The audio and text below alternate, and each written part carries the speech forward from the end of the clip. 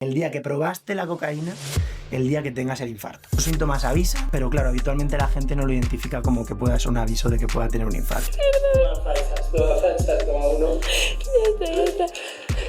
¿El dolor del infarto cómo es? ¿Y por qué luego en los corredores siempre se ven como muchos casos de infarto, parada cardíaca? Para el corazón, a día de hoy no ha demostrado que sea perjudicial en ningún sentido. La alteración de tu microbiota fuese capaz de producir enfermedad cardiovascular. No teníamos casos clínicos de personas que se hubieran muerto por vapear. Ya sí. ¿Tomar creatina o proteína como suplemento, esto afecta al corazón de alguna forma? Se supone que si lo consigues hacer, estás sano a nivel cardiovascular. Bienvenidos a Consulta 51. Somos Matilde y Adriana y hoy hablaremos de uno de los órganos más importantes, el corazón. Hablaremos de hábitos, de ejercicio, de alimentación y de muchos mitos que circulan en torno a la salud cardiovascular y que conviene aclarar. Para ello y como siempre contamos con un especialista de primer nivel. Es graduado en Medicina por la Universidad de Castilla-La Mancha, donde obtuvo el premio a Mejor Expediente Académico. Se especializó en cardiología y actualmente se está formando como Fellow en Hemodinámica en el Hospital Universitario 12 de Octubre de Madrid. Además, ha completado su formación con experiencia internacional y combina su trabajo clínico con la investigación y la divulgación científica, participando en publicaciones y colaborando con distintos medios de comunicación. Hoy nos acompaña Alberto Jiménez Lozano. ¡Bienvenidos! Buenas tardes, chicas. Muchas gracias por contar conmigo. A ti por venir. Bueno, Alberto, una de las mayores preocupaciones de la población general es que sufran algún problema cardiovascular de repente. Entonces, ¿el corazón suele dar señales de alerta antes o pasa así sin más? Bueno, pues lo curioso es que sí. Lo curioso es que cuando le preguntamos a los pacientes que vienen al hospital con un infarto agudo de miocardio, la mayoría, de hecho el 50% de los pacientes, previamente habían tenido algún síntoma parecido al infarto, pero de menor intensidad, ¿no? El problema de esto es que son síntomas muy leves, son síntomas que los pacientes a lo mejor no identifican como que puedan ser un aviso de que pueda estar teniendo un infarto. Y además, eso es solo la mitad de los pacientes. El resto de pacientes, en torno al 30-40%, el infarto en sí es un evento súbito. Es una cosa que aparece de golpe, de repente, una placa de colesterol que tú tenías en tu arteria que irriga tu corazón, que lo tenías desde hace muchísimos años, la tenías ahí estable, en un momento determinado se rompe. Y cuando se rompe esta placa es cuando se forma un trombo que obstruye la arteria y es cuando se produce el infarto agudo de miocardio, ¿no? Entonces, la mayoría, o sea, no, la mayoría, la mitad de los pacientes no avisa, es súbito. Pero sí que hay una mitad, un 50%, que sí que tenían síntomas previos. Si queréis os cuento esos síntomas. Sí. Esos síntomas básicamente eran cosas del tipo falta de aire o un poquito de dolor en el pecho durante unos minutitos y se le había pasado, o cuando están caminando, cuando están haciendo algún tipo de ejercicio, subir escaleras, subir cuestas, notan como el pecho les aprieta. Esos síntomas avisan, pero claro, habitualmente la gente no lo identifica como que pueda ser un aviso de que pueda tener un infarto. ¿Y esa placa, o sea, los infartos siempre están relacionados con el colesterol? Digamos que el origen del infarto es la rotura de una placa de colesterol. Estas placas de colesterol no solo se forman por el colesterol, que es principalmente, digamos, el factor principal o el que más a día de hoy somos capaces de modificar para prevenir los infartos, sino que hay un montón de factores que influyen en que se forme esa placa de colesterol. Hablaremos de ellos, pues la tensión arterial, el tabaquismo, la obesidad, la diabetes, son un montón de cosas que se van conjuntando y que hacen que se forme una placa de colesterol y que en un momento determinado esa placa se rompa. Y cuando se rompe es cuando se forma el trombo y se produce el infarto. Se tiene muy relacionado lo que estabas comentando, los dolores en el pecho con el infarto, pero ¿qué dolores en concreto deberían preocuparnos? Porque, por ejemplo, hay unos dolores que son gases. Claro. Yo eso no lo había escuchado. Yo sí lo había escuchado. Sí. Y me encanta que me hagáis esta pregunta porque yo creo que es lo más frecuente de la cardiología, ¿no? Una persona a la que le duele el pecho y nuestro trabajo es determinar si lo que le pasa es relacionado con el corazón, es un infarto o algo similar o es otro motivo. Básicamente, el dolor del infarto, ¿cómo es? Los pacientes te dicen, doctor, tengo como un peso en el pecho, es como si se me hubieran sentado encima mía, ¿vale? Entonces es una presión, te dicen, no, si no me duele, no es dolor, es opresión, ¿vale? Opresión en el centro del pecho habitualmente, se puede ir un poquito hacia la izquierda y tiene irradiación típica. ¿Qué es esto? Que se va a zonas del cuerpo el dolor. No se les suele quedar en el centro del pecho, sino que suelen notar cómo el dolor se le va hacia el brazo, sobre todo el brazo izquierdo, también puede ser al derecho, a las muñecas, incluso a la parte alta del abdomen, ¿vale? Al ombligo o a la mandíbula. Súper típico el paciente que te dice, es que me duele como la mandíbula, pero me duele al caminar, porque esa es otra de las características y es que ese dolor se aumenta o se reproduce al hacer ejercicio, al caminar, al subir cuestas, subir escaleras, y cuando el paciente para, le deja de doler. Y luego ya cuando ya está el infarto, digamos, en curso, da igual que esté parado, da igual que esté moviéndose, da igual cómo se coloque, que el paciente le va a seguir doliendo. Pero digamos que es, cuando está la arteria pendiente de un hilo a punto de cerrarse, todavía ese dolor aumenta con el ejercicio y se calma con el reposo. Es una característica muy típica. Otras cosas también muy típicas, pues junto con el dolor el paciente tiene sudoración, se están pálidos, sudorosos, tienen ganas de vomitar, a veces incluso vomitan, ¿vale? No es tan malo. De hecho, los familiares, la mujer del paciente te suele decir, es que estaba pálido, es que estaba blanco, ¿no? Yo lo veía que estaba totalmente muy malo, ¿no? Lo que llamamos síntomas vagales, o que se llaman así síntomas acompañantes, ¿no? Y básicamente es eso, creo que os he dicho. Y luego la posición no modifica el dolor. Da igual que estés boca arriba, boca abajo, de pie, sentado, te pongas como te pongas, el dolor sigue estando ahí. Cualquier dolor que yo le diga a la persona que me está preguntando, coge aire hondo y le duele más, eso no es un infarto. Tosa, me duele más al toser, eso tampoco es un infarto. Cualquier dolor que se modifique con la posición, con algo mecánico, con algo de movimiento, eso no sugiere que sea un infarto. El dolor del infarto da igual que tosas, da igual que me ponga de una forma que de otra, que va a seguir doliendo. O sea, y si, por ejemplo, a alguien a nuestro alrededor le está dando un infarto, aparte de llamar al 112, obviamente, ¿qué podemos hacer? Porque si la posición no... La verdad que poco. Básicamente lo primero y lo más importante es avisar, efectivamente. Llamamos al 112, no se recomienda administrar ningún tipo de medicación porque no es sencillo diagnosticar un infarto. Hay un montón de patologías que se parecen al infarto en cuanto a los síntomas que tiene la persona y que no son infartos. Y si yo te doy un fármaco, por ejemplo, ¿cuáles son los fármacos que se dan típicamente en el infarto? El Adiro, que todos conoceréis, la aspirina de Sí, toda eso la te iba a vida, ¿no? decir.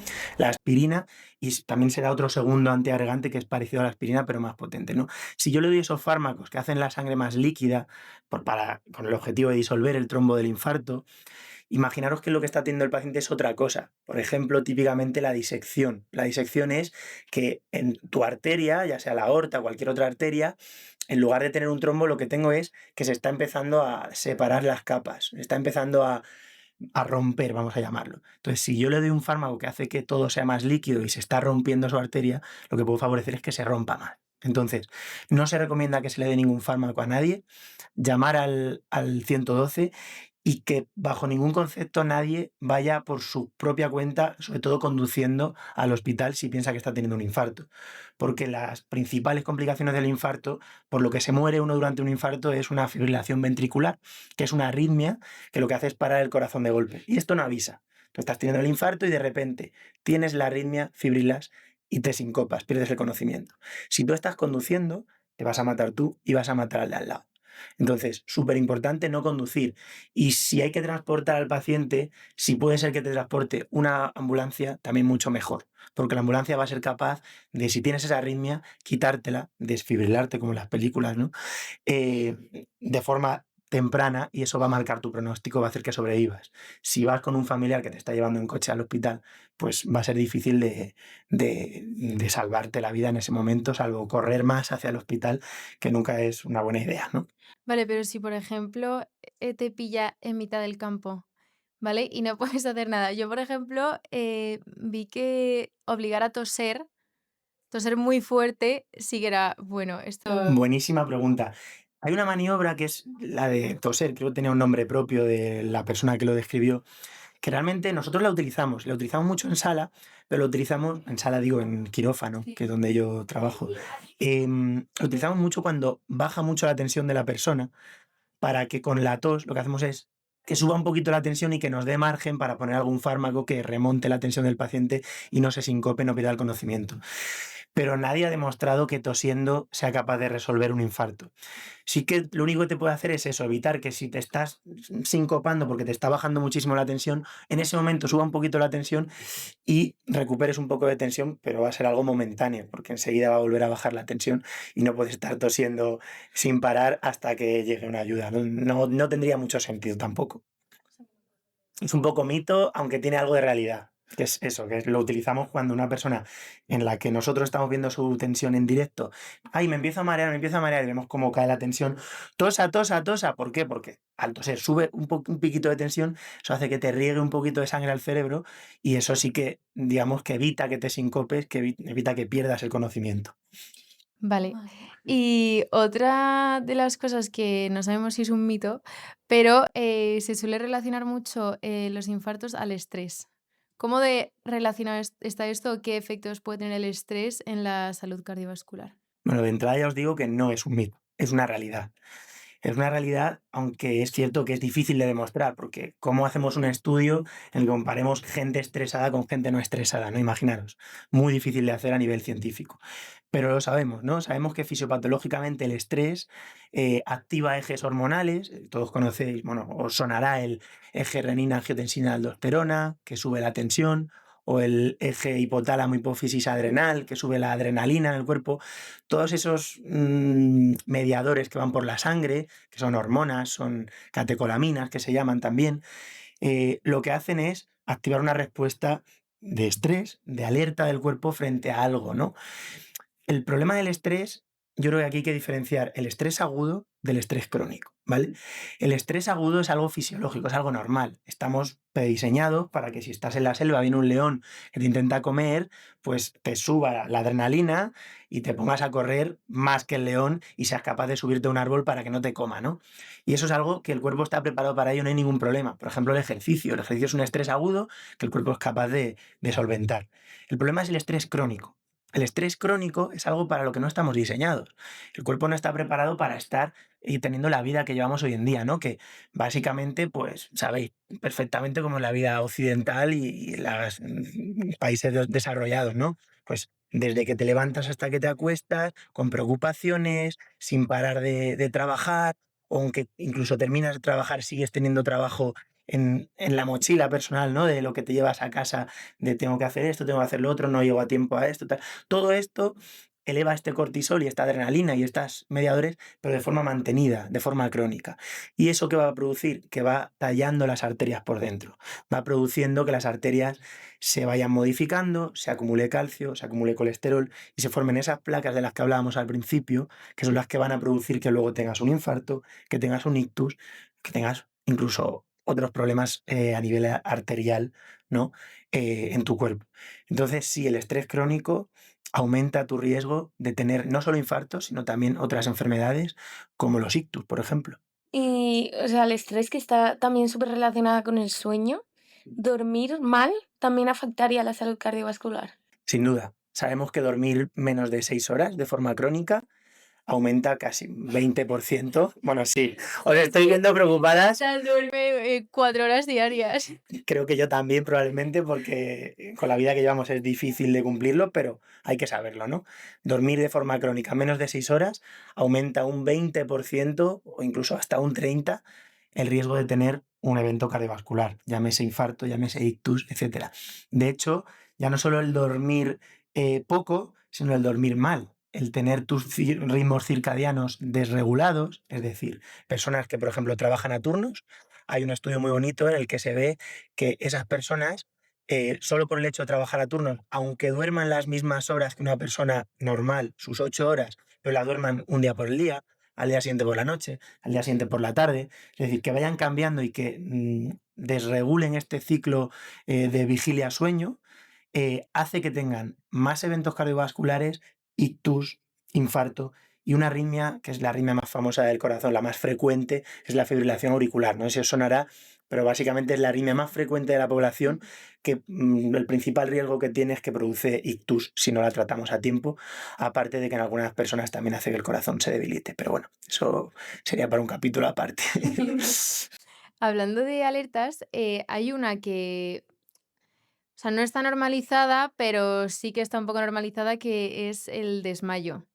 Entonces, ¿hasta qué punto esto está relacionado con en un futuro tener un posible infarto? Infarto o problema de corazón. Bueno, pues el problema de esto es que es un cajón desastre enorme en el que entran multitud de patologías. El síncope, que es el desmayo, lo que todos conocemos por desmayo, que es perder el conocimiento de forma transitoria y recuperarlo de forma espontánea, eso es un síncope, tiene multitud de etiologías, de causas. Puede ser desde cosas súper benignas, cosas que no implican nada, como por ejemplo os sonará el síncope vasovagal, que es me he puesto nervioso, por ejemplo, cuando veo un pinchazo, cuando veo sacar sangre, y ese nerviosismo puntual de ese momento activa mi eje cerebral en el que me está diciendo relájate, relájate, relájate, me relajo tanto de golpe que me baja la tensión de golpe y me mareo y me doy una leche, ¿no? Eso es una cosa totalmente benigna que no implica ningún tipo de enfermedad en nadie, que a cualquiera le puede pasar. Pero por otro lado, tenemos causas graves que tenemos que detectar, que sí que dan un síncope igual que este, y que es muy difícil de diferenciar en la práctica clínica, y que es una cosa que nos intenta llamar a nosotros en el día a día en el hospital, ¿no? Oye, tengo un paciente que ha tenido un síncope de estas características. Estaba haciendo esto, perdió el conocimiento, cómo se ha despertado el paciente después del síncope. Todas estas características, más pruebas complementarias que hacemos nosotros, nos permiten determinar si la causa de ese síncope es una cosa benigna o una cosa maligna. O podemos hacer pruebas, ¿no? Hacemos un electrocardiograma, vemos cómo está la actividad eléctrica del corazón, hacemos una ecografía del corazón, vemos si hay alguna válvula, algo que obstruya el corazón, que haga que pierdas el conocimiento. Pero cosas del corazón graves que te hagan perder el conocimiento de golpe, hay pocas. Principalmente las podríamos enumerar en arritmias graves, podríamos decir también los bloqueos. Los bloqueos serían que los cables del corazón dejan de funcionar bien, básicamente, y hacen que el corazón se ponga tan lento, tan lento, tan lento, que uno se sincopa, pierde el conocimiento. Y la siguiente sería pues causas obstructivas, pues un tromboembolismo pulmonar, un trombo que obstruye la arteria pulmonar que sale del corazón y hace que la sangre no pueda avanzar, entonces igual te baja la tensión y te sincopas. Esas serían las graves, que son, comparado con la cantidad de síncopes que van al día a una urgencia, a un hospital, serían una parte bajísima, un 1 o un 2% probablemente, si hacemos el total de gente que se ha sincopado, porque luego hay 20.000 causas que acaban siendo benignas. Entonces es muy difícil de saber, pero ahí la recomendación es sí, hombre, si tienes una pérdida de conocimiento, tienes que ir al hospital a que te vean una urgencia, porque la mayoría de veces no va a ser nada, pero a lo mejor un día sí. Sobre todo personas mayores, ¿no? Yo creo que a partir de ciertas edades es más probable, ¿no? Es muy raro una persona de 20, 30 años que tenga un síncope y ese síncope sea por algo grave. Es, en el caso cardiológico, causas muy puntuales, que son las cardiopatías genéticas, familiares, que hagan una arritmia mortal, o lo que hablábamos de las causas obstructivas. Es cierto que a veces en personas jóvenes pueden llegar a ocurrir, ¿vale? Vale. Y también se dice que ejercitar es buenísimo para el corazón. Y de hecho muchos médicos han declarado que si hay una urgencia de infarto, pueden saber si esa persona va a sobrevivir en base al ejercicio que han hecho a lo largo de su vida. ¿Esto es real? Esto es totalmente real. El ejercicio es el mejor fármaco del que disponemos, tanto para prevenir que ocurra un infarto o cualquier problema de corazón, como para, una vez que tienes un problema, ya sea de corazón o de cualquier otra cosa, de sobrevivir a ello. No es lo mismo que te ingresen. Mira, me voy a salir del corazón. Vamos a hablar, imaginaros cualquier otra patología. Te operan de una apendicitis que se pone gravísima, que te tienen que ingresar en la UCI, que haces una infección multisistémica gravísima. No tiene nada que ver una persona que tiene un cuerpo entrenado, un corazón entrenado, un sistema cardiovascular acostumbrado a correr, por ejemplo, a estar durante mucho tiempo bombeando un gasto cardíaco de 15 litros, que el normal es 5, 4, ¿vale? Pues 15 litros durante una hora y pico, ¿vale? Con cifras de tensión súper altas. No es lo mismo la capacidad de esa bomba de sobrevivir a cualquier estrés que se someta a tu cuerpo que una persona que nunca ha entrenado, ¿no? Entonces, por supuesto, el estar entrenado no solo te va a ayudar a no tener enfermedades del corazón, sino a que cuando tengas una enfermedad, ya sea del corazón como de cualquier otra cosa, sobrevivas a ella. Así que no hay paciente que se nos escape sin que le digamos, haz ejercicio siempre que puedas Y, hombre, siempre con las recomendaciones de un profesional si has tenido alguna patología previa, ¿no? En personas sanas, pues lo que todos conocemos, hay que hacer ejercicio, no hace falta tener unas recomendaciones muy específicas para ello, ¿no? Bueno, hacer ejercicio en general está bien, pero ¿sería mejor cardio que ejercicios de fuerza? Vale, muy buena pregunta también. Esto clásicamente siempre hemos pensado que el cardio era algo que para el corazón era mejor. ¿Por qué? Porque lógicamente uno piensa y dice, ¿qué es lo que más ejercita el corazón? Pues correr, bicicleta, natación, que es lo que hace que suban mis pulsaciones, el corazón trabaje a mayor velocidad, mueva mayor cantidad de litros, ¿no? Que todo eso al final como bomba que es y como músculo que es, pues fisiopatológicamente cuadra que sea lo que más hace que el corazón mejore. Pero no es del todo así. ¿Y por qué? Porque el corazón no solo mejora por entrenarlo a él, sino por evitar las cosas que lo empeoran. Y sabemos que el ejercicio de fuerza es un ejercicio que nos permite modificar drásticamente todos esos factores de los que hemos estado hablando antes que producen que se produzca enfermedad en el corazón. Léase el colesterol, léase la diabetes, léase la hipertensión, todas esas cosas, haciendo ejercicios como el ejercicio de fuerza, mejoran. Porque lo que estamos consiguiendo es que el músculo, que hasta ahora parecía como si fuese un órgano pasivo, que simplemente se dedicaba a contraerse y a relajarse, nos estamos dando cuenta de que no, de que tiene una función también endocrina. ¿Qué es esto endocrina? Pues que es capaz de modificar el medio interno. Es capaz de consumir glucosa. Al consumir glucosa hace que el organismo utilice mejor la glucosa y no se acumule en la sangre y no daña las arterias. Es capaz de consumir grasa. Igual, evitamos que se acumule grasa y que por tanto se acumulen lípidos en la sangre, colesterol, etcétera, ¿no? Es decir, el ejercicio de fuerza hemos visto que es tu gran aliado para mejorar el medio interno y por este mecanismo hacer que tu corazón no Sí, tenga mucho luego más completo, una ¿no? enfermedad, eso es. ¿Y habría alguna hora en concreto que fuese mejor entrenar, por la mañana o por la noche? Vale, no exactamente. Realmente tú para entrenar puedes entrenar a la hora que te venga mejor. Si te viene mejor por la mañana, si te viene mejor por la noche, o sea, por la tarde. Pero hay que tener en cuenta ciertas cosas. Primero, ¿cómo eres tú? Hay personas, lo que se suele hablar de personas alondra, personas búho, ¿no? Personas que por su, no sé si es algo genético realmente o algo adquirido, pero hay personas que por la mañana no son capaces de entrenar porque se levantan reventados, ¿no? Pues a lo mejor tú no tienes que entrenar por la mañana porque no lo vas a hacer con la misma intensidad y no le vas a hacer la misma dedicación en una persona que tú entrenando por la tarde, ¿no? Y al revés igual, hay personas que por la mañana se levantan ya activos, que son capaces de madrugar para ir pronto al trabajo, para estudiar o para prepararse algo, tal, pues esas personas van a entrenar mejor por la mañana. Es decir, no hay un horario mejor. Primero el que mejor te venga a ti. Y luego hay otra cosa a tener en cuenta que es el insomnio. Si tú eres una persona que duerme mal, sí que sabemos que el entrenar a últimas horas de la tarde hace que te duermas peor. Y eso es lógico y tiene todo el sentido del mundo. Si tú entrenas por ejemplo, yo ayer jugué un partido de fútbol a las 10 de la noche, de 10 a 11. ¿Cómo llego yo a la cama? Yo estoy dormida a esa hora ya. Efectivamente, ¿cómo llego yo a la cama a las 12 de la noche tras haber jugado hace una hora, además al fútbol, que te estás súper activo? Tal? Tienes la adrenalina aquí, el cortisol aquí, tienes el cuerpo súper activado, el cerebro súper activado, entonces vas a dormir peor. Entonces, no pasa nada porque entrenes a última hora si no te queda otra. De hecho, mejor entrenar que no entrenar, ¿vale? Pero si sufres de insomnio, oye, a lo mejor tienes que intentar entrenar un poquito antes, madrugar por la mañana para entrenar por la mañana y así ya te dejas el deporte hecho para el resto del día, ¿no? Entonces, esa es la connotación que tienes que tener en cuenta, básicamente. ¿Y comer antes o después del entreno tampoco afectaría a la salud cardiovascular? Bueno, realmente no es muy fisiológico entrenar a alta intensidad en momentos de ayuno, ¿vale? El entrenamiento en ayunas es algo que tiene que hacerse de forma muy controlada y que te lo debe realmente que pautar un especialista, ¿vale? Porque no todo vale, ¿vale? Para el sistema cardiovascular, que es de lo que yo más os puedo hablar, entrenar en ayunas es un momento de alto estrés, de alta demanda para todo el sistema cardiovascular, llámese corazón o arterias, ¿no? Entonces, quizá no sea la mejor elección para una persona que tenga problemas de corazón, ¿vale?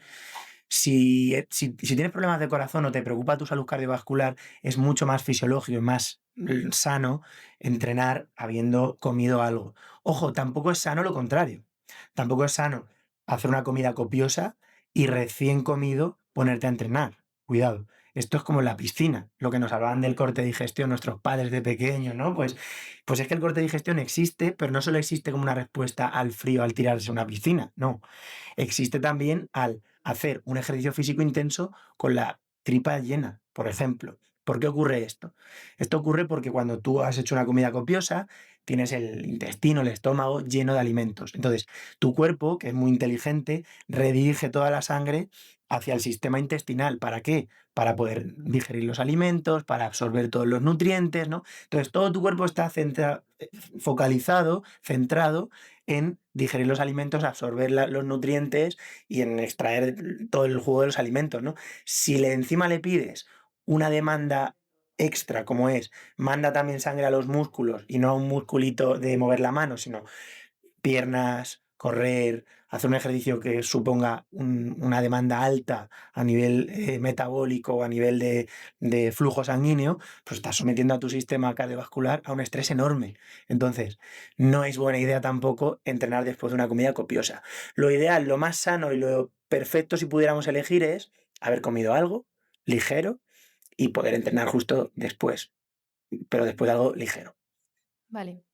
Y ahora también hay un deporte que se ha puesto muy de moda, que es el CrossFit, bueno, y el Hyrox. ¿Qué opinas de estos deportes de alto impacto para el corazón? Bueno, yo creo que son deportes muy interesantes y yo creo que la verdad que son muy útiles y que tienen muchos beneficios. Lo bueno que tienen estos deportes es que trabajan a altas intensidades. De la parte de las posibles lesiones, que se llaman lesivo o menos lesivo, no voy a hablar porque yo no soy experto en esto, ¿no? Esto a lo mejor un traumatólogo lo podría contar mejor. Pero de la parte cardiovascular son muy interesantes porque someten el cuerpo a intensidades muy altas, ¿no? Es muy parecido a lo que se conoce como entrenar en HIIT, ¿no? Os sonará el entrenamiento interválico de alta intensidad, que es el High Intensity Interval Training, ¿no? Entonces, esto es muy interesante porque este tipo de ejercicio es el que se ha demostrado que aumenta más el consumo máximo de oxígeno, el famoso VO2 max, no sé si os suena. El VO2 max es la capacidad que tenemos con nuestro sistema cardiovascular, pulmonar también, y también a nivel periférico, es decir, músculos, órganos periféricos, es decir, nuestras mitocondrias, de coger oxígeno del aire, extraerlo, pasarlo, llevarlo al órgano y exhalar CO2, ¿no? Entonces, cuanto más capacidad tengas es decir, cuanto más oxígeno seas capaz de manejar, mejor es tu capacidad funcional, tu capacidad cardiovascular, incluso tu pronóstico de vida. Este VO2 max se ha relacionado con la mortalidad. Personas que tienen un VO2 max más alto viven más años que una persona que lo tiene más bajo. ¿Y cuál es el deporte que más aumenta nuestro VO2 max? El deporte interválico de alta intensidad. Por tanto, CrossFit, Hyrox, deportes de alta intensidad ayudan a conseguir que aumentemos nuestro VO2 max y probablemente tengan beneficios también a nivel pronóstico, a nivel de mortalidad por este mismo mecanismo, ¿no? Pues os digo que son muy interesantes y que yo sí que recomendaría siempre y cuando el resto de motivos no te lo impidan. Es decir, si tienes un problema articular, eso ya es otro tema, ¿no? Vale, pues mira, qué bien. Que a mí sí cuentan. ¿Te gusta? Pues la verdad que súper útil, ¿no? Y a nivel metabólico también es muy interesante, ¿vale? Porque como hablábamos antes de que al trabajar la fuerza mejora tu resistencia a la insulina, tu utilización de los lípidos, etcétera, pues este deporte también utiliza estos mecanismos, ¿no? Entonces es como muy completo para mejorar el sistema cardiovascular. Y porque luego en los corredores siempre se ven como muchos casos de infarto o parada cardíaca. Bueno, esto es un temazo. Pasa una cosa, hay cardiopatías genéticas que uno las tiene de nacimiento y no lo sabe, ¿vale? Y es que tu corazón, por un gen mutado que has heredado de tus padres o de tus abuelos probablemente, tu corazón es diferente de lo habitual. Tu corazón tiene unas alteraciones a nivel molecular, que además muchas veces son a nivel molecular y ni siquiera se ven de forma macro, de forma estructural, que hacen que tengas más predisposición a tener algunas enfermedades del corazón como son arritmias malignas, algunas de ellas mortales. ¿Qué ocurre? Que estas arritmias, el desencadenante de tenerlas son momentos que tengas muchas catecolaminas circulantes en sangre, es decir, que tengas la adrenalina alta en sangre. ¿Cuáles son esos momentos? Pues sí, las emociones pueden ser, yo qué sé, el contacto al tirarte a una piscina de agua fría, por ejemplo, podría ser otra, pero también el deporte. El deporte, como decíamos antes, es un estrés agudo para el que el cuerpo está preparado, pero nadie se espera que tú tengas de forma genética una cardiopatía familiar genética y que no lo sepas. Entonces, esa persona es la que cuando se presenta a una competición en la que se le exige mucho, una maratón, un deporte de mucha intensidad, ese nivel de adrenalina circulante hace que desencadene la arritmia mortal y tengamos una parada cardíaca. Eso es un problema muy grave y por eso tenemos casos de muerte súbita en atletas jóvenes o en personas que a lo mejor no eran atletas y se han sometido a una competición muy importante para ellos y que tenían esto pero no lo sabían. Por eso se recomienda que si vas a hacer una competición, Eso te iba a decir. que si vas a hacer una competición a la que no estás acostumbrado, te vas a someter a un estrés físico muy importante para ti, qué menos que ir a un cardiólogo a que te haga un electrocardiograma, un chequeo básico, porque con un simple electrocardiograma somos capaces de detectar muchísimas de estas cardiopatías genéticas. No todas, pero gran parte de ellas sí. Entonces, yo creo que es muy recomendable en estos casos. Y es que además ahora que está haciendo maratones hasta todo el mundo, o sea, yo no entiendo, de repente todo el mundo se corre una maratón entera. Totalmente, de hecho, esta semana pasada Sí, fue la de Londres. la maratón de aquí de Madrid y tuvimos en el 12 de octubre, que es donde yo trabajo, muchos casos de gente que venía, pues eso, se presenta a una maratón, no están preparados y vienen pues, deshidratados, con una rhabdomiolisis, que se llama, que es que empiezas a romper fibras musculares a nivel sistémico de forma brutal y te empiezan a fracasar todos los órganos, los riñones, etcétera. Bueno, entonces, cuidado con presentarte a pruebas para las que uno no se ha preparado, ¿no? Yo creo que tampoco es recomendable el deporte a esos niveles si no estás preparado, ¿no? Vale. ¿Y tomar creatina o proteína como suplemento, esto afecta al corazón de alguna forma? No, para nada, no afecta. Y si hiciera algo sería positivo, ¿vale? Yo creo que separemos las dos. Empezamos por la proteína. La proteína es algo que comemos en todos los alimentos y que todos los alimentos tienen proteínas en el día a día. Lo único que hacemos con la proteína en batidos es extraer, sobre todo habitualmente del suero de la leche, ¿no? También se pueden obtener de la soja o del guisante, bueno, hay diferentes compuestos, pero es extraer de un alimento solo la proteína, quitarle la grasa, quitarle los carbohidratos y quedarnos solo con la proteína, de modo que en una sola toma me pueda tomar más cantidad para que llegue a esos requerimientos diarios de proteína que necesito. ¿Cómo va a ser eso malo? Eso no puede ser malo. De hecho, nosotros se lo pautamos a los pacientes. ¿A qué tipo de pacientes? Hombre, pues habitualmente a personas que tienen sarcopenia, es decir, que tienen, por ejemplo, por un ingreso prolongado, se han quedado muy débiles, se pierde masa muscular y eso hace que necesitemos que esa persona recupere la masa muscular para volver a hacer una vida con una capacidad funcional normal, ¿no? O también en ancianos. Los ancianos tienen sarcopenia por la propia edad, ¿no? Y es que la sarcopenia también es un predictor independiente de mortalidad. Entonces, si yo consigo que mi abuelito tome un batido de proteínas todos los días y así evitamos que tenga sarcopenia, que tenga baja masa muscular, pues voy a evitar que se caiga yendo al baño una noche cuando se levanta a orinar.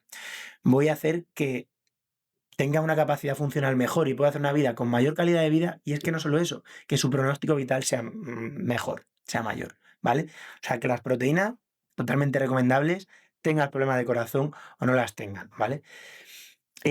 Por otro lado, la creatina, suplementazo. La creatina es un suplemento que lo que hace básicamente es reponer los depósitos que tenemos en el cuerpo de energía, sobre todo durante las primeras contracciones musculares de cualquier ejercicio. ¿Qué va a producir eso? Pues que tú tengas una capacidad funcional mejor. Que si tú en el gimnasio, por ejemplo, hacías 10 repeticiones de un ejercicio, hagas 12, ¿no? Y eso ya no solo en el entrenamiento, sino en tu vida habitual, ¿no? Que tengas menos fatiga.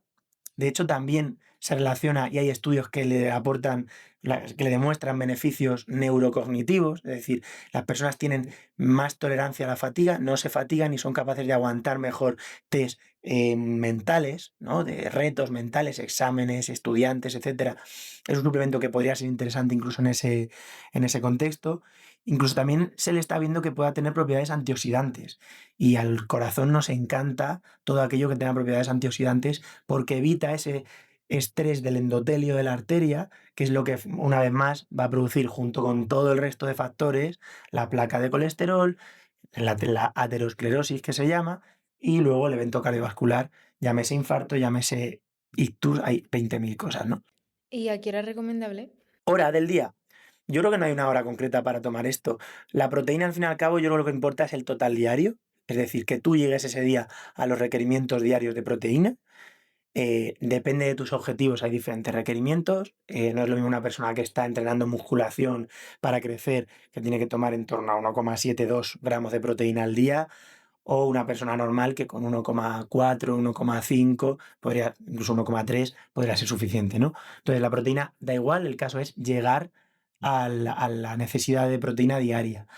Y la creatina igual. La creatina sí que hay una cosa que la gente suele hacer mal y es solo tomarla el día que voy a entrenar o solo tomarla el día que voy a hacer ejercicio. Y eso es un error porque la creatina no actúa en el momento en el que yo me la tomo y luego hago ejercicio, me hace efecto, sino que es algo que yo tengo que ir reponiendo día a día, tomándolo todos los días a diario y el día que yo la necesite, ahí van a estar mis depósitos repletos para poderla utilizar, ¿vale? Así que da igual el momento del día, pero hay que ser constantes tomándola, ¿vale? Y por puntualizar un poco de la pregunta anterior, para el corazón, a día de hoy no ha demostrado que sea perjudicial en ningún sentido. Vale. Y bueno, en relación con la alimentación, que ya hablaremos más adelante, pero los suplementos ¿Vale? son buenos para el corazón, o sea, por ejemplo, el omega 3, el magnesio.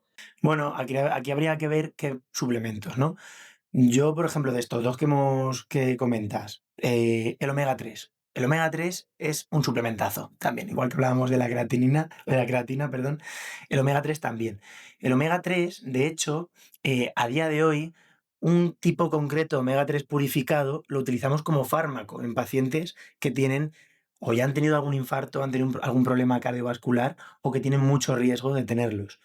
Se llama el icosapentaetilo, ¿vale? Es un omega 3 purificado que contiene principalmente EPA, ya sabéis que esto es EPA o DHA, ¿no? Pues el EPA es el que parece ser que tiene la mayor la mayoría de las propiedades de los ácidos grasos omega 3, ¿vale? Estos ácidos grasos son antiinflamatorios, eh, tienen capacidades antioxidantes, tienen capacidades antiagregantes, es decir, hacen la sangre un poquito más líquida, que en el caso del corazón y de los infartos y todo este tipo de cosas nos viene muy bien porque evitamos que se formen estos trombos, como hacíamos con el ladiro, con la aspirina, ¿no? En el contexto del infarto.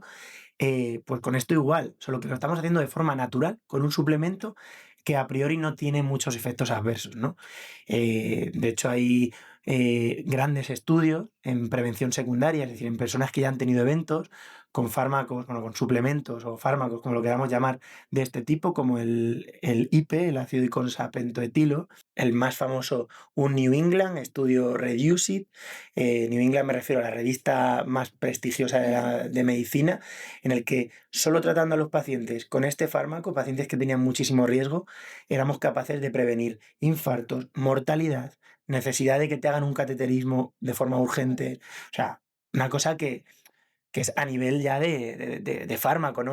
No algo que se consiga con un suplemento, ¿no? Cierto, los pacientes también tenían un poquito más de tasas de fibrilación auricular, un mecanismo que no es muy conocido, pero bueno, el efecto neto era totalmente positivo, ¿no? Entonces, a donde quiero llegar, el omega 3, por diferentes mecanismos, es súper beneficioso para personas que tengan o que puedan tener problemas de corazón. Es cierto que tomarlo en personas sanas, a día de hoy no se ha demostrado que aporte un beneficio, pero claro, es muy difícil demostrar este tipo de cosas en personas sanas, porque ¿cuántas personas sanas necesitamos para tener los suficientes eventos para demostrar que algo X produce un beneficio. Necesitamos muchísimas. Tenemos que hacer un estudio a nivel poblacional, darle el omega 3 a 1 millón o a 2 millones de personas, es que no son pacientes, son personas, ¿no?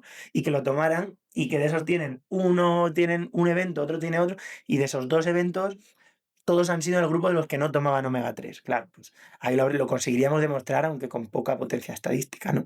Pero bueno, a donde voy es muy difícil de demostrar. Entonces, yo personalmente lo tomo, si os sirve. Y en quien seguro es recomendable es en gente que tiene mucho riesgo cardiovascular. Pacientes con problemas de riñón, pacientes con hipertensión, diabetes, colesterol o personas que ya han tenido algún problema de corazón importante, sobre todo problemas de corazón de arterias, ¿no? Infarto, angina de pecho, todo este tipo de cosas. Muy buen suplemento. Y el magnesio, a ver, el magnesio nosotros en cardiología lo utilizamos en un contexto muy concreto, que es pacientes que están teniendo un tipo concreto de arritmia, que se trata con magnesio, se evita que tengas más episodios aportando magnesio a esa persona. O es cierto que en personas con déficit de magnesio sí que está demostrado que suplementar disminuye tu riesgo, ¿vale?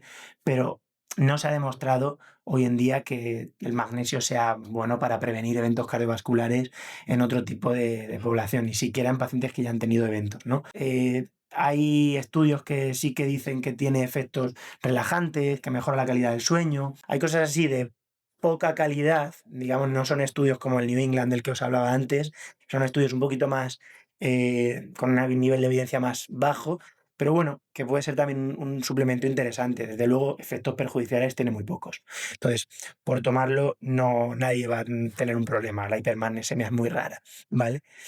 Pero nos quedamos con el omega 3. Nos quedamos con el omega 3 sin duda. No, yo en la parte de que me toca, el mejor suplemento sería el omega 3, sin duda. ¿Y algún otro? ¿Algún otro? Yo creo que si hablamos de corazón y de sistema cardiovascular, no, realmente no. Realmente como suplementos, el ejercicio, la dieta mediterránea y los omega 3. Hay otro suplemento natural que es un superalimento, que son los frutos secos. ¿Qué efecto positivo puede tener en la salud cardiovascular?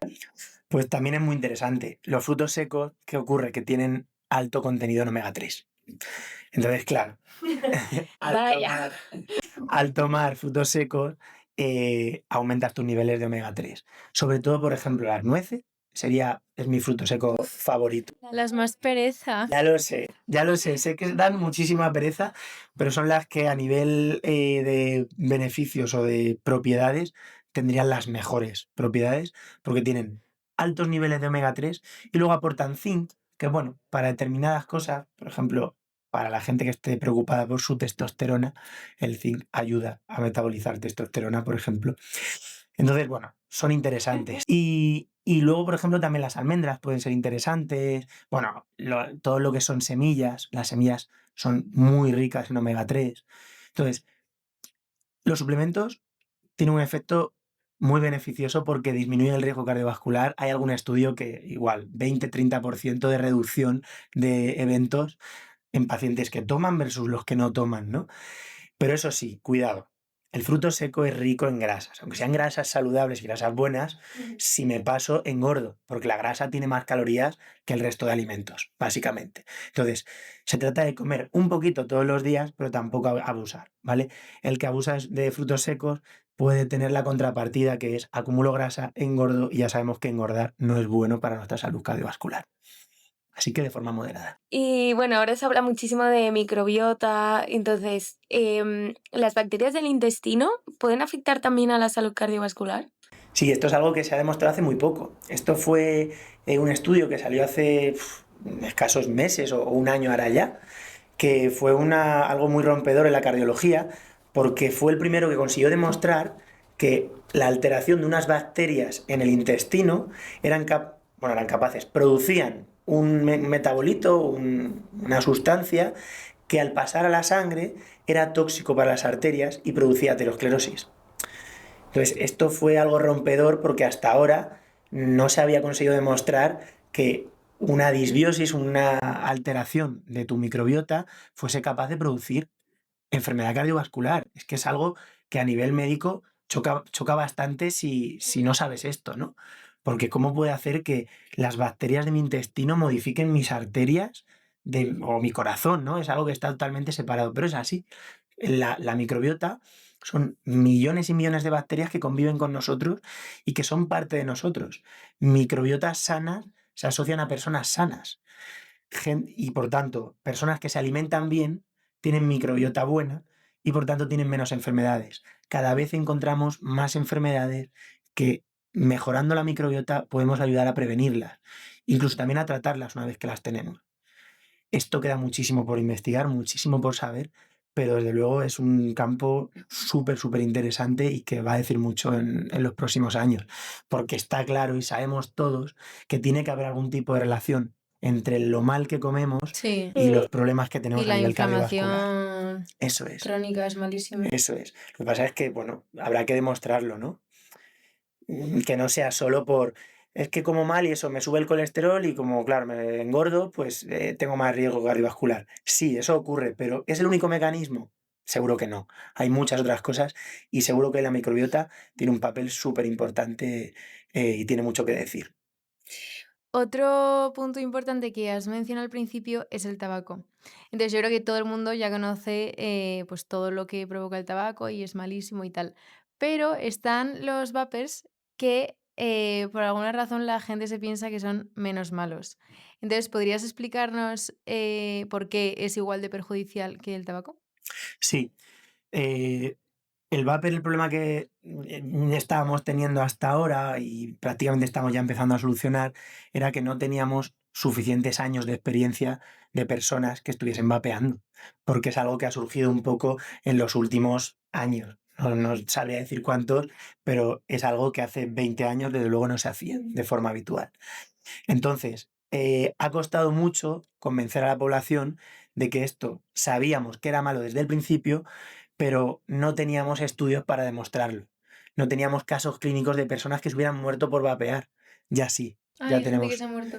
sí, ya tenemos casos de, es bastante raro, pero hay, por ejemplo, una enfermedad pulmonar que se produce por vapear, que es que se produce un daño pulmonar masivo, tu pulmón de repente deja de funcionar bien, se pone, se engruesa, digamos, se fibrosa, y eso hace, pues imaginaros, un pulmón que no funciona, pues la persona no puede oxigenar y ha habido casos incluso de muerte por vapeo, ¿vale? Por una toxicidad directa del vapor en el pulmón.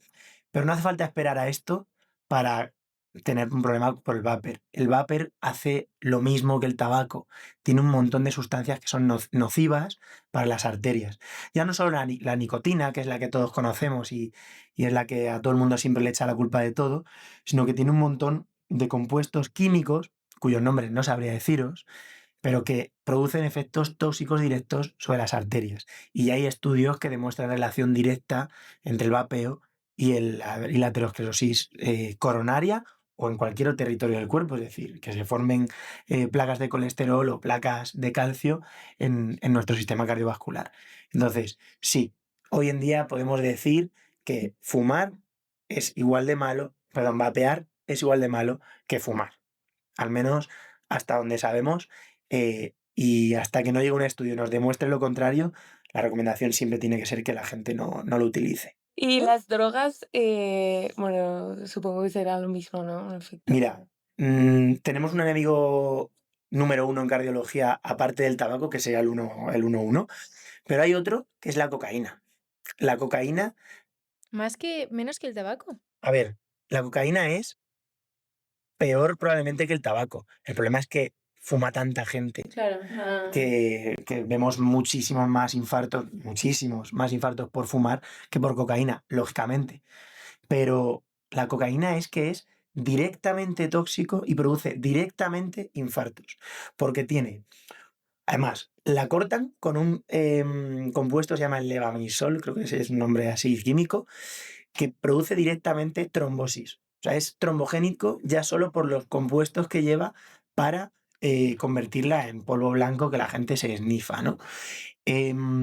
Produce hipertensión, produce vasoespasmo, es decir, hace que las arterias se contraigan. Al contraerse una arteria, no solo me sube la tensión, y eso ya sabemos que es perjudicial, sino que encima puede hacer que incluso se rompa una placa o incluso tenga un infarto, que hay un infarto concreto al que llamamos angina de Prinzmetal, por la persona que lo describió, supongo, que es un vasoespasmo, es decir, una arteria del corazón, una coronaria, se cierra, se ocluye, no porque hay una placa de colesterol, un trombo y nada, sino que la capa muscular de la arteria hace que se cierre de golpe y me deja de llegar sangre a esa zona del corazón y se infarta ese territorio. Y eso directamente lo producen compuestos como la cocaína. Entonces, mucho cuidado a la gente que nos ve con la cocaína, que además no pasa como con el tabaco, que es una cuestión dosis dependiente. Cuanto más fume, aumento mis probabilidades de tener un evento cardiovascular en el futuro. No es el caso. Con la cocaína el problema que tenemos es que con una sola vez te la está jugando ese día que sea el día que probaste la cocaína, el día que tengas el infarto. Ostras, qué O fuerte. la muerte súbita o lo que puedas tener. Entonces, mucho cuidado con esto porque estamos hablando de cosas mayores, ¿vale? Y luego hablamos me habías preguntado de la cocaína, bueno, de drogas en general. Drogas en general, sí. Bueno, luego pues la marihuana tampoco es buena. Hay algún estudio por ahí que la relaciona con arritmias, con mayor riesgo cardiovascular. La evidencia no es muy sólida tampoco, no tenemos muchos estudios que hayan visto esto, pero sí que hay alertas de la OMS y de organismos internacionales respetables que dicen que consumir marihuana también favorece arritmias ventriculares malignas y problemas de corazón graves, ¿vale? Así que tampoco podemos recomendarla.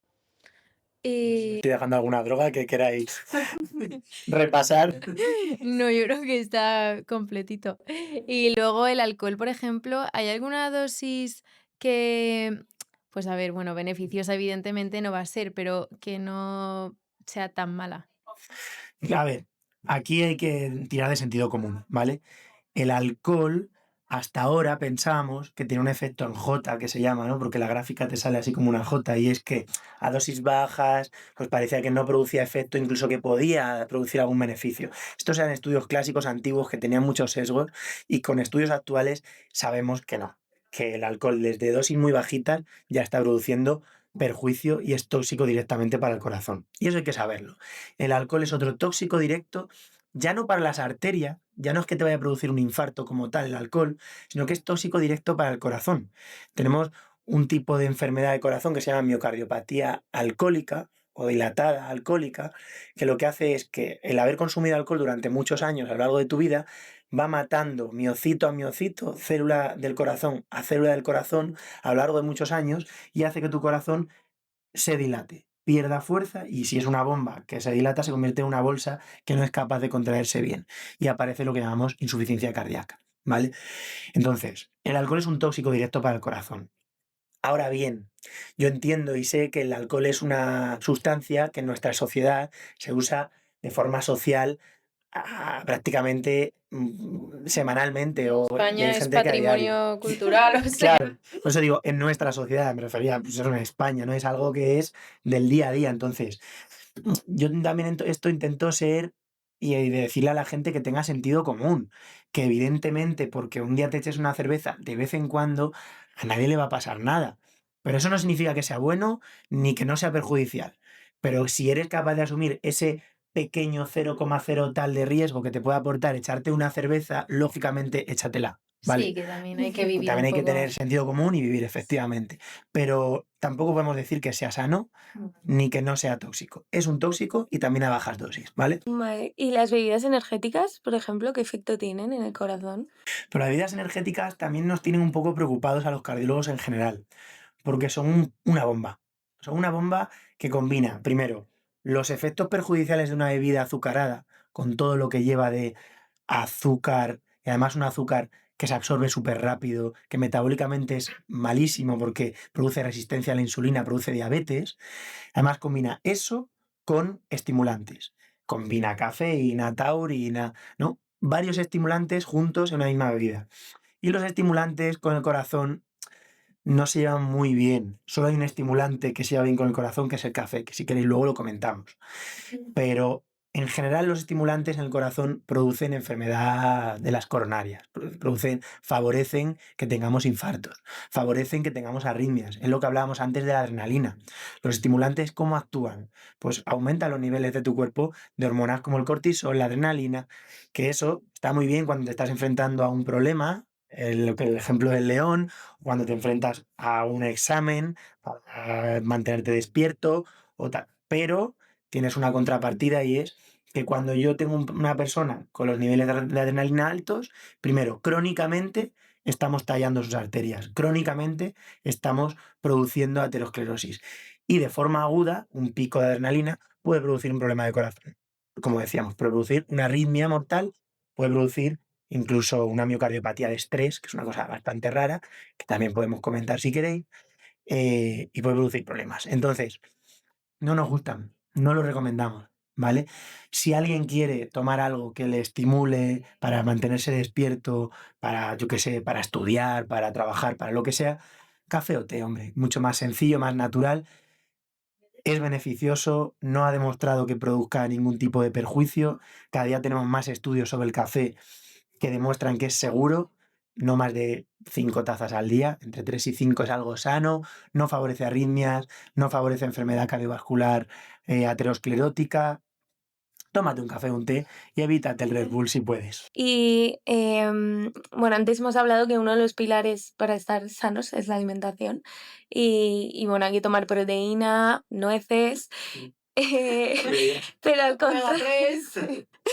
contrario, ¿qué 3 alimentos serían malísimos para el corazón? Malísimos. Enemigo número 1.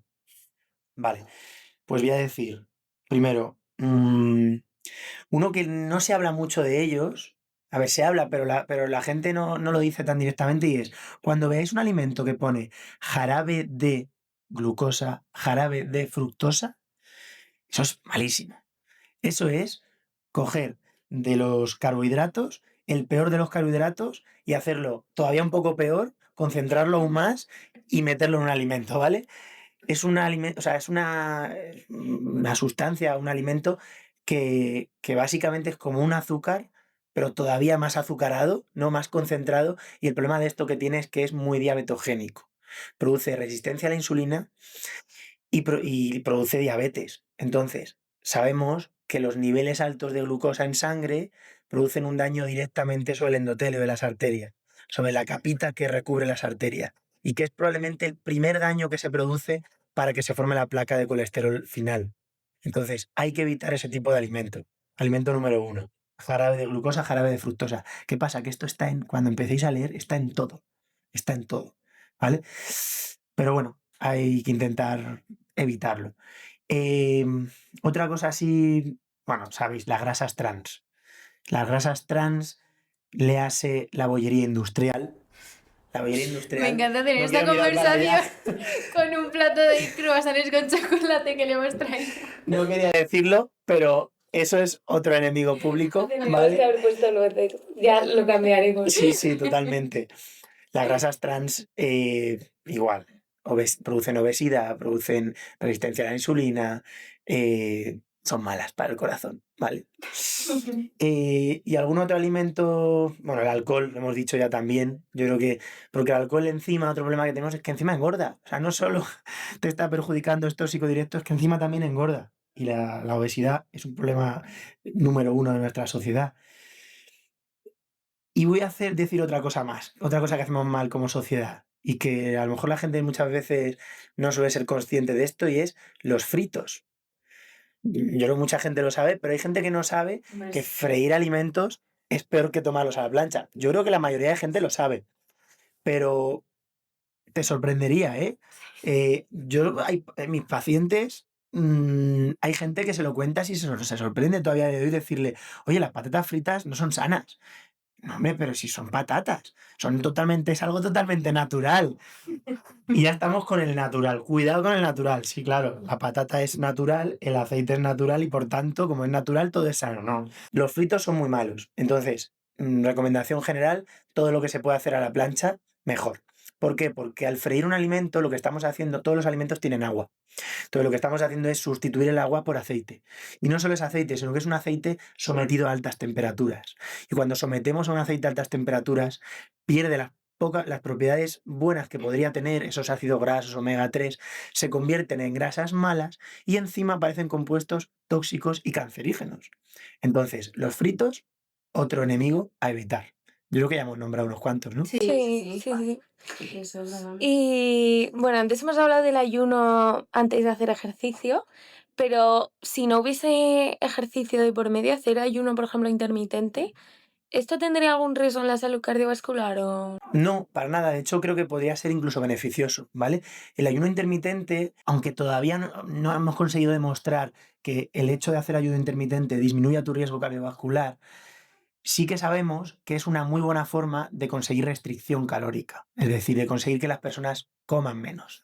Y es que hoy en día en nuestra sociedad tendemos a comer de más. ¿Por qué? Porque tenemos el acceso al alimento súper fácil, todo está pensado para que esté buenísimo, para que te apetezca en todo momento, para que nos hagamos adictos a los alimentos y habitualmente tendemos a sobrealimentar. Eso es así. Entonces, dietas como la del ayuno intermitente facilitan a la persona a hacer, a conseguir que al final del día haya tomado menos calorías de las que le tocarían, ¿no? De las que comería un día normal. Eso por un lado.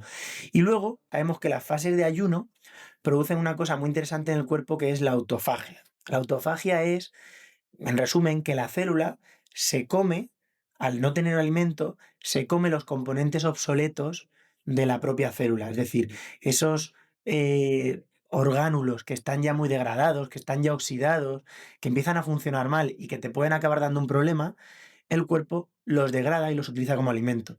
Entonces, potencialmente, fisiopatológicamente, pensamos que puede ser beneficioso ya no solo para la enfermedad cardiovascular, sino también para prevenir incluso otras enfermedades como el cáncer. El ayuno intermitente yo creo que es una dieta muy interesante, ¿vale? Dicho esto, repito, no hemos demostrado todavía que hacer ayuno intermitente tenga un beneficio cardiovascular directo en la persona. Sí lo hemos demostrado con la restricción calórica. Sí sabemos que las personas que comen un poquito menos de lo habitual, sin llegar a desnutrirse, por supuesto, súper importante, viven más. Hay Sí, que sí. aclararlo. Hay que aclararlo, ¿no? Porque también también es otro problema de la sociedad que aunque no es tan frecuente, la desnutrición o la anorexia, la bulimia, también son un problema y hay que intentar ponerlo sobre la mesa para que tampoco nos vayamos al otro lado. Hay que alimentarse bien. Pero la restricción calórica leve, moderada, o sea, algo lógico y natural, sí que ha demostrado que aumenta la esperanza de vida. ¿Y medicamentos como el Ozempic, qué efectos tienen en la salud cardiovascular? Pues es una pasada, porque estos medicamentos han revolucionado la cardiología moderna, sobre todo la prevención. La obesidad es uno de los problemas más importantes ahora mismo como sociedad y a donde más afecta o donde probablemente más notamos el perjuicio es en el corazón, ¿no? Entonces, cuando han surgido estos fármacos, el Ozempic es el primero, el más famoso de ellos. No es el primero, ni mucho menos, pero es el primero que demostró reducciones de peso tan brutales como las que se producen, que es la semaglutida. Y ahora hay otro nuevo, o relativamente nuevo, llevamos unos años con él, que es la tirzepatida o el Mounjaro sonará, que es todavía más potente. Pues estos fármacos ya están demostrando en ensayos clínicos de calidad aleatorizados no solo perder peso, sino también disminuir tu riesgo de infartos, disminuir las hospitalizaciones por insuficiencia cardíaca en personas que tienen insuficiencia cardíaca. Esto es algo muy importante y que muy pocos fármacos en la historia han conseguido demostrar. Entonces, son fármacos que a Yorga han llegado para quedarse y que vamos a saber mucho de esto en los próximos años porque hay muchísima investigación. Hay actualmente píldoras para administrar este medicamento de forma oral por la boca, sin tener, porque estos son inyectables. La persona se tiene que pinchar y tal. Entonces yo creo que es una revolución y sí que son muy beneficiosos a nivel cardiovascular. Así que, vamos, por supuesto, bajo prescripción médica y en personas que lo necesiten. Esto en una persona que tenga un índice de masa corporal normal no está recomendado, ¿vale? Y de hecho tiene efectos adversos, esto no es Sí, gratis. como ceguera, ¿no? Sobre todo los efectos más frecuentes son gastrointestinales, es decir, dan muchas náuseas, estreñimiento o el más temido en estos casos que es la pancreatitis, porque al enlentecer el tránsito gastrointestinal es más probable que se te forme una obstrucción en el páncreas y eso produce pancreatitis, que es algo muy grave, ¿vale? Entonces, por eso digo, bajo prescripción médica y en personas en los que está indicado, ¿vale? Por eso digo, no es gratis tomar un fármaco de este tipo, pero en quien está indicado, yo creo que merece la pena al menos intentarlo. Estamos ahora luchando para que empiecen a financiarse más, porque actualmente tenemos las financiaciones muy concretas en determinados tipos de pacientes muy concretos y creemos que hay más pacientes que se pueden beneficiar, pero eso ya depende de los que mandan arriba, eso ya no depende. Los médicos aquí ni pinchamos ni cortamos. Genial. Y antes de entrar en la sección del Desmintiendo mitos, ¿podrías darnos 3 hábitos que crees que pueden pues, tener una mejor salud cardiovascular o en un futuro no tener ningún problema? Joder, es que voy a decir lo típico, pero ¿cómo no voy a hablar de dieta mediterránea? Rica en verduras, rica en fibra, rica en carbohidratos complejos, no simples, ¿vale? Con una cantidad adecuada de proteínas y con grasas saludables, es decir, omega 3, etcétera. Eh, sería una de los hábitos. Otro, ¿cómo no voy a hablar del ejercicio? Por favor, ejercicio, da igual el que sea, haz el que puedas. Eh, el otro día escribía un capítulo que me pedían hablando sobre la salud cardiovascular y la menopausia, ¿no? Que es un momento en el que las mujeres aumenta mucho su riesgo cardiovascular porque se pierden los estrógenos, que hasta ese momento eran protectores, etcétera. Bueno, es un capítulo que podríamos contar, pero básicamente eso. Y me hablaban justo de esto y una de las preguntas era, pero es que hacer ejercicio, las personas que están muy cansadas, que se encuentran mal, bueno, pues aquí el consejo es, haz el deporte que puedas, cuando puedas y como puedas. Empieza por lo más mínimo que puedas. Eh, aunque sea ya no ejercicio como tal, sino haz pequeños cambios en tu vida del tipo de, puedes subir por las escaleras cuando vayas al trabajo, cuando estés en tu casa, cuando... Si tienes que ir a hacer algo, en vez de pedirte un globo para algo que lo tienes a 4 manzanas, date un paseo, vete andando, recógelo, camina. Todos esos pequeños cambios aportan muchísimo más que ir un día a la semana al gimnasio y pegarte una paliza. Entonces, al final el deporte, el mejor deporte es el que se hace. Hay que hacer lo que sea, cuando sea y como sea, pero hay que hacer ejercicio. Si te gusta ejercicio de fuerza, haz fuerza. Si te gusta nadar, nada. Si te gusta el aquafitness, haz aquafitness. Si te gusta el pilates, haz pilates. Pero haz ejercicio que te va a ayudar muchísimo a prevenir ya no solo la enfermedad cardiovascular, sino cualquier otra enfermedad. Hemos dicho deporte, hemos dicho dieta. Vale, y yo creo que el tercero sería eh, ritmos circadianos, estrés y sueño.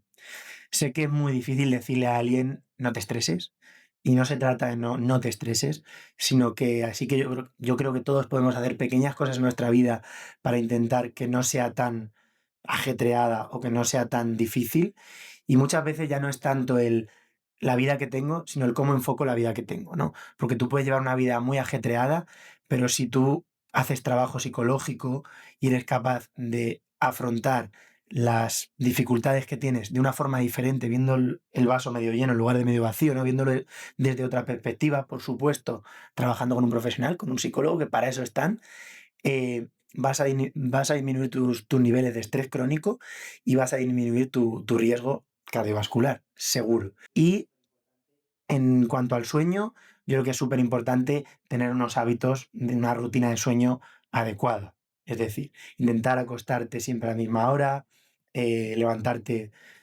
levantarte a la hora que te tengas que levantar, evidentemente. No hacer cosas que perjudican el sueño, por ejemplo, no hacer siestas muy largas. Una siesta muy corta se puede hacer, pero las siestas muy largas hacen que luego por la noche no duermas. No tomar estimulantes por la tarde-noche, café, té, aunque sean sanos, si te lo tomas a esa hora no vas a dormir. Intentar evitar actividades que te supongan mucha activación al final del día. Evitar las pantallas, las luces, hay que intentar bajar el nivel de la luz al final del día.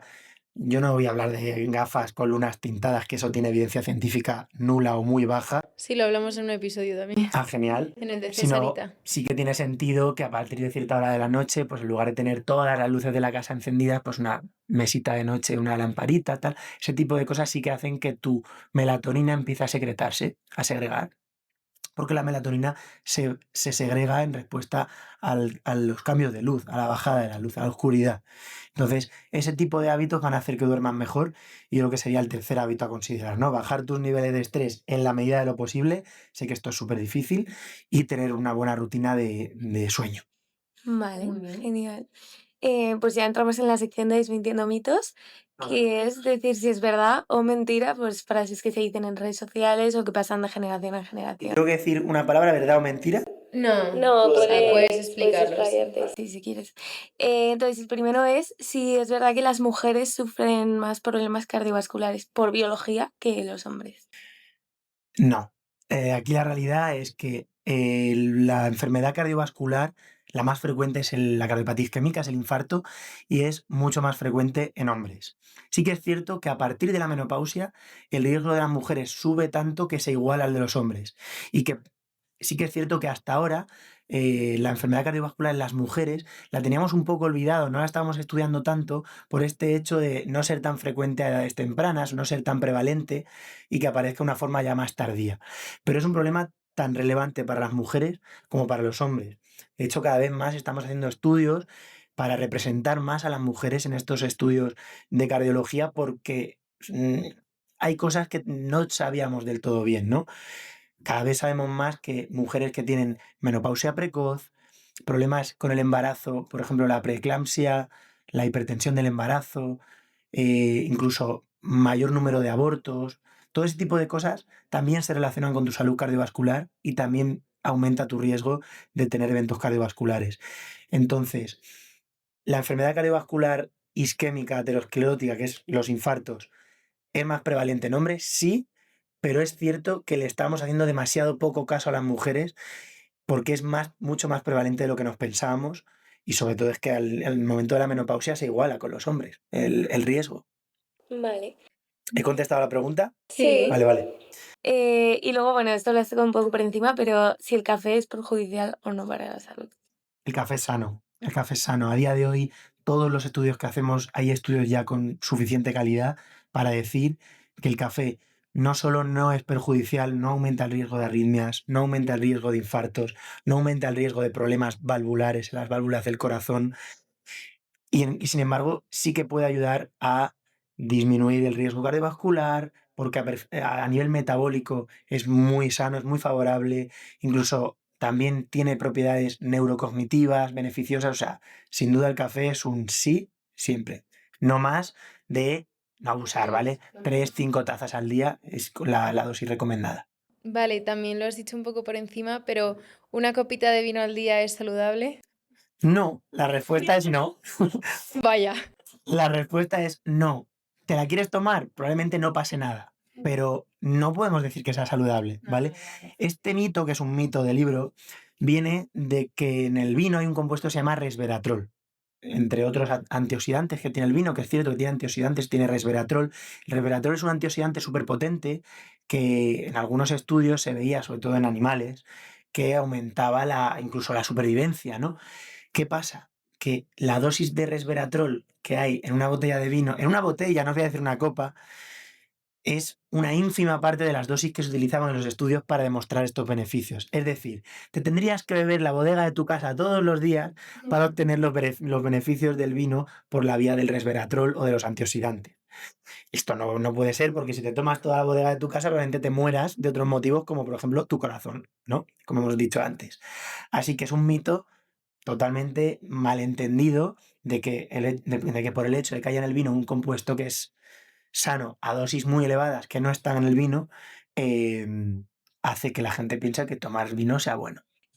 También se habla de una prueba que es en una silla, sin usar las manos, en el tiempo de 30 segundos, levantarte mínimo 15 veces, Vale. sin usar las manos. Por si lo estáis probando. ¿Quieres hacer la prueba en directo? Entonces, se supone que si lo consigues hacer durante 15 veces, en esos 30 segundos estás sano a nivel cardiovascular. ¿Esto es real? Vale, esto hay que entenderlo. La respuesta corta sería sí, ¿vale? Pero vamos a matizarlo un poquito. Sí, por favor. Esto es una prueba, esto es una prueba que utilizamos, que se inventó inicialmente para ancianos, ¿vale? Nosotros tenemos un problema en medicina que es saber cuando tenemos un anciano al que queremos hacer una intervención que a priori es agresiva y que por tanto lleva mucho riesgo, necesitamos saber si esa persona va a poder sobrevivir a esa intervención y va a poder sobrevivir con ciertas garantías, ¿no? ¿Y eso cómo lo podemos saber? Con pruebas de este tipo. Se han ido evaluando, se llama evaluación geriátrica integral, se realizan pruebas físicas a ancianos para ver su capacidad funcional también desde el punto de vista muscular y también para ver desde el punto de vista cardiovascular. Una de esas pruebas es esta y otra, así como el nombre muy conocido, es el SPPB, el Short Physical Performance Battery, se llama, ¿no? Que es parecido, es levantarte de una silla, caminar, creo que son 5 metros y volver a sentarte y ver cuánto tardas. Y lo que hacemos es cronometrar al anciano para ver cuánto tarda. Estas pruebas nos permiten predecir con mucha fiabilidad si el anciano va a ser capaz de sobrevivir a esta cirugía o si va a ser capaz de estar lo suficientemente fuerte para enfrentarse a esta cirugía. Por ejemplo, en mi caso, cambiarle una válvula del corazón, ¿vale? Lo hacemos a día de hoy por cateterismos, por ejemplo, ¿no? Pero claro, tanto como decir que por el hecho de levantarte de la silla, tal, tu corazón está sano, es mucho decir. Tú puedes tener insuficiencia cardíaca y ser capaz de hacer esta prueba bien. Es cierto que si lo haces bien, vas a estar mejor que el que no es capaz de hacerlo. Eso sin duda, ¿vale? Pero de ahí a llamar bien es quizá mucho decir, ¿vale? Digamos que es un mínimo a cumplir para decir, oye, no estás mal, tienes suficiente capacidad cardiovascular para hacer determinadas cosas, por ejemplo, intervenciones quirúrgicas, ¿no?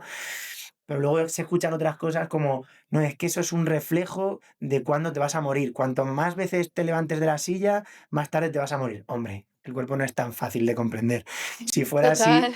vamos, lo primero que haríamos a la gente según entra por la puerta de urgencias es póngase usted a levantarse de la silla 15 veces. A ver, no es así tampoco, ¿no? No hay que simplificar tanto, pero sí que es una prueba que te ayuda a predecir, pues eso, la capacidad que tiene esa persona de enfrentarse a eventos graves en su vida, como puede ser una cirugía importante, ¿no?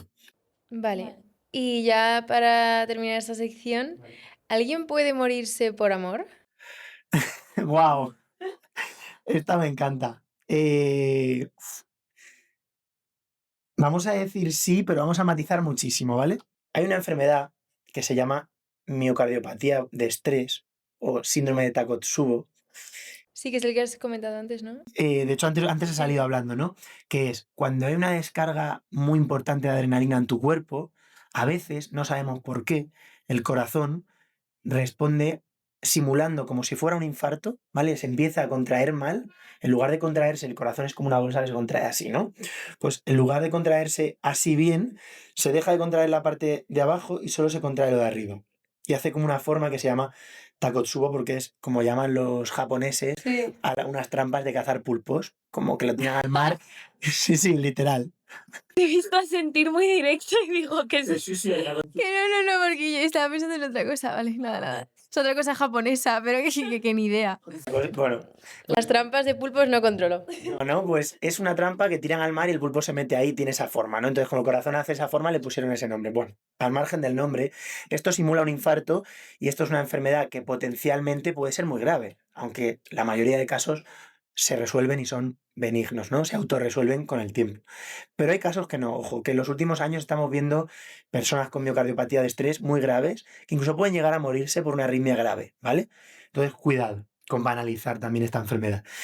Y curiosamente hay una cosa que se llama el Takotsubo feliz, bueno, se llama, o llamamos coloquialmente en los congresos de cardiología, el Takotsubo feliz o el Takotsubo alegre, que es cuando ese evento estresante que produce el Takotsubo, que produce este síndrome, es algo bueno. Te dan una buena noticia y vaya, tu corazón hace una especie de infarto, ¿no? Pues oye, potencialmente una persona se podría morir por un evento de amor agudo y súbito. Uf, podría ser, pero bueno. Yo estaba pensando más en desamor, ¿eh? De todas formas, creo que he expresado mal la pregunta, sí. Pues si es desamor, puede ser un Takotsubo normal de toda la vida, que es la miocardiopatía de estrés. Y sí, claro, si para ti es un evento muy estresante en la vida, agudo, súbito, son los que suelen producirlo. Es cierto que los que solemos ver en la práctica clínica diaria suelen ser más otro tipo de motivos. Pues el fallecimiento de un ser querido, un accidente o un accidente de tráfico, o ver algo muy impactante, un estrés postraumático, o el enfrentarse a una cirugía o a un proceso físico muy grave, como puede ser una infección sistémica o algo así muy importante, suelen ser las causas que solemos ver más en el día a día. No suele ser frecuente que vengan con un Takotsubo por un desamor, pero podría pasar, ¿vale? Vale. Genial. Pues ahora entramos en la sección del consultorio, que bueno, es una nueva sección que ya habrán visto en otros episodios. Seguro, porque espero que hayan visto todos. Entonces, el primer audio que nos han enviado es este. Hola, muy buenas. Oye, estoy intentando dejar de fumar y necesito motivación, entonces me gustaría saber qué beneficios tiene dejar el tabaco a nivel de cardiología para que así me pueda motivar y mantenerme en la senda de dejar el tabaco porque me está costando mucho.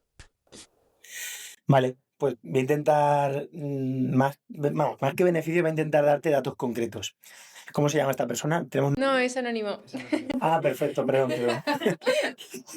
Vale, datos. Si te digo que el 90-95% de los infartos que me vienen a diario al hospital son personas que son fumadoras, yo creo que ya estamos diciendo mucho, ¿no? O sea, estamos hablando de que la principal causa de muerte en nuestra sociedad por encima de los 35 años, porque por debajo son los accidentes de tráfico, cuidado, por encima de los 35 años es el infarto agudo de miocardio. Si te digo que el 90-95% de las personas que tienen un infarto son fumadores, lo que te estoy diciendo es, te estás evitando o sea, la principal causa de la que te puedes morir tú hoy, ahora mismo. Entonces, ¿qué mejor motivación que esa? Eso a nivel cardiovascular, pero es que estamos obviando la cantidad de perjuicios que tiene el tabaco a muchos otros niveles, sobre todo el cáncer. Ya no solo el de pulmón, es que el tabaco produce cáncer de pulmón, de riñón, de vejiga, de intestino, de todo lo que os podáis imaginar, el tabaco es un agente directo. Entonces, joder, yo creo que es motivo suficiente, ¿no? Aparte, el tabaco es una cosa, por ayudarte también a motivarte a dejarlo, es una cuestión dosis dependiente. Con el tabaco, por la parte del cáncer vamos acumulando mutaciones y por la parte del corazón lo que vamos acumulando son placas y modificaciones en las arterias que hacen que luego se rompan y tengas el evento, ¿no? Entonces, a más cigarros, más probabilidad de tener un evento. Entonces, yo lo que le digo a mis pacientes es, vale, a lo mejor dejarlo de golpe súbito y todo, a lo mejor no puedes, pero si puedes al menos bajar de un paquete al día a medio, probablemente cuando ya estés acostumbrado a medio puedas bajar a 5 cigarros y cuando ya estés acostumbrado a 5 puedas bajar a 1 y luego ya lo puedas quitar. Entonces, todo lo que te puedas quitar, estás bajando tus probabilidades, te estás tirando a la basura papeletas de tener luego un infarto, un cáncer o cualquier otra enfermedad importante. Así que yo creo que son motivos suficientes para que dejes de fumar, hombre. Pues muy bien. Siguiente. ¿Y cómo se puede parar un ataque cardíaco que aparece mientras duermes? ¿Mientras duermes? Sí. Bueno, es que me hacía gracia la voz distorsionada. Bueno, muy buena pregunta. Tenemos... Toma falsas, toma uno. Una taquicardia mientras duermes. Sí, o sea, a ver. No sé. O sea, Vale, yo vale, entiendo vamos. que se refiere como a... Si estés dormida y te levantes. Sí, a lo mejor por ansiedad o no sé. Vale. No, básicamente, las taquicardias. Hay un determinado tipo de taquicardias, que son las más frecuentes, las que tienen las personas jóvenes sobre todo, que son las taquicardias supraventriculares. Estas taquicardias se pueden cortar con maniobras que uno puede hacer en su casa en el día a día, ¿vale? Se llaman maniobras vagales. Hay multitud de maniobras. Vamos a intentar decir las más fáciles de hacer o las más importantes. Vale, ¿qué tipo de maniobras tenemos? Maniobras vagales. Bueno, pues la más típica, la que uno puede hacer en casa frecuentemente es soplar. No soplar así, sino, por ejemplo, nosotros lo que hacemos es darle una jeringa al revés al paciente para que sople la jeringa intentando hacer que el émbolo se desplace. Da igual, como si fuera una trompeta. La idea es que sea un soplido con la boca un poco cerrada para que me cueste, para que hagamos, digamos, presión o prensa abdominal, empujando el aire y que sea sostenido, que aguantemos 10 o 15 segundos soplando. De hecho, otra de las maniobras sería simplemente hacer de vientre, ir al baño. Esa es una de las maniobras que la gente puede utilizar en serio, para cortar su arritmia. Luego hay otras, por ejemplo, lavarse la cara con agua fría, porque al final todas estas maniobras lo que hacen básicamente es activar nuestro sistema nervioso autónomo parasimpático, que es el que nos dice relájate, relájate, que es el nervio vago, os sonará, Sí.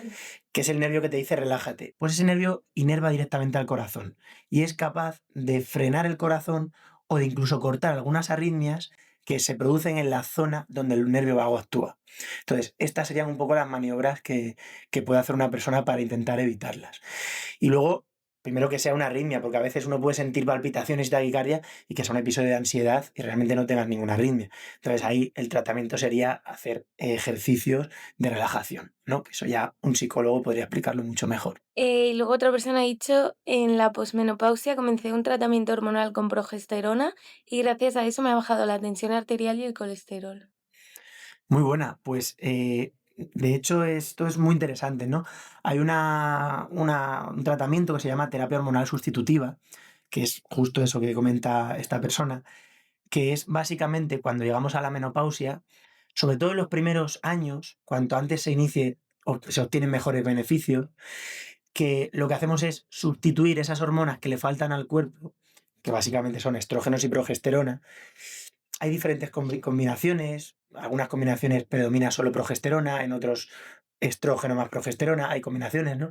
Bueno, eso no soy especialista en esto, pero vamos, hay diferentes formas de hacerlo, pero a nivel cardiovascular sí que podría ser beneficioso en algunos aspectos. Por ejemplo, lo que decía ella, ¿no? Puede disminuir la tensión, puede mejorar el perfil lipídico, el colesterol, etcétera. Pero cuidado, esto tampoco podemos abusar de ello porque la terapia hormonal sustitutiva es muy controvertida. Tiene también efectos perjudiciales. Las hormonas que estamos administrando en estos casos también tienen efectos protrombóticos, también hacen que se formen trombos. Entonces, estamos balanceando el riesgo de una persona con el beneficio que pueda tener. Entonces, esto es algo que siempre tiene que hacer un especialista y balancear estos riesgos, porque igual que trombóticos, también puede favorecer algún tipo de cáncer, prevenir otro tipo diferente de cáncer. Entonces, es algo que hay que hacer de forma súper, súper individualizada y que a día de hoy es todavía muy controvertido, ¿vale? Pero es cierto que a nivel cardiovascular puede aportar beneficios y hay personas que se benefician de esto. Pero es muy poco probable que yo se lo mande a nadie solo por el beneficio cardiovascular que le aporta. Tiene que ser que tenga otros motivos que me orienten o me animen a mandar este tratamiento. Que básicamente tendría que contar con un oncólogo o con un ginecólogo para que me diesen su opinión sobre qué riesgo tiene esa persona en sus campos respectivos. Vale, y ya llegamos a la última sección, que es el que prefieres, en la que te ponemos dos opciones y Vale. tú eliges una. Vale. ¿Qué prefieres, reducir el azúcar o reducir las grasas? De la dieta, reducir el azúcar que tomamos cada día que las grasas que tomamos. ¿Qué prefieres, caminar mucho cada día o hacer deporte intenso pocas veces a la semana? Caminar mucho cada día, sin duda, lo he dicho antes, es mucho más beneficioso a nivel cardiovascular que en tu día a día hagas pequeñas acciones que hacen que gastes más calorías, que estés en lo que llamamos la zona 2 de entrenamiento, en zona 1, zona 2, es decir, que te mantengas activo, que el hecho de que vayas 2 días a la semana a pegarte la paliza al gimnasio, sin duda. ¿Hacer ejercicio regularmente o dormir bien todos los días? Pues si tengo que quedarme con uno, me voy a quedar con el ejercicio, porque bueno, entiendo que el dormir es algo además más difícil de ejecutar, que se hace un poco lo que se puede y bueno está. Pero es que el ejercicio para mí es algo básico. Entonces, ejercicio. Vale. ¿Qué prefieres, fumarte un cigarro al día o emborracharte todos los fines de semana? ¡Wow! Ah, no, todos los días de la semana, perdón. No, todos los fines de semana. Ah, vale, pues sí. Sí. Pues emborracharme todos los fines de semana, aunque por favor que nadie entienda esto como que estoy recomendando emborracharse todos los fines de semana, pero el fumar a diario, muy mal. Vale, y ya para terminar, fumar procesados todos los fines de semana. Tomar procesados. ¿Cómo te los...? Ha hecho fumar He dicho procesados. fumar procesados, ostras, perdón. Comer procesados todos los fines de semana o beberte una copa de vino al día. Yo prefiero, hombre, tomar una copa de vino al día. Vale, no, me Antes sorprende. que tomar procesados a diario, además. No, todos los fines de semana. Una copita de vino al día. Vale. Sí. Al menos para lo mío no es tan malo, es muy poquita dosis. La dosis es muy bajita de alcohol, entonces bueno, está. Genial, Alberto, pues ya estaría. Muchísimas Muchas gracias. gracias. Joder, muchísimas gracias a vosotras, que las preguntas han sido súper interesantes. Espero que le guste a la gente y oye, Y nos lo hemos pasado muy bien. eso, nos lo hemos pasado genial, que es lo más importante. Y muchísimas gracias también a vosotros. Recordaros que estamos los miércoles a las 9 en YouTube y Spotify. Y no olvidéis seguirnos en redes sociales para no perderos nada. Chao.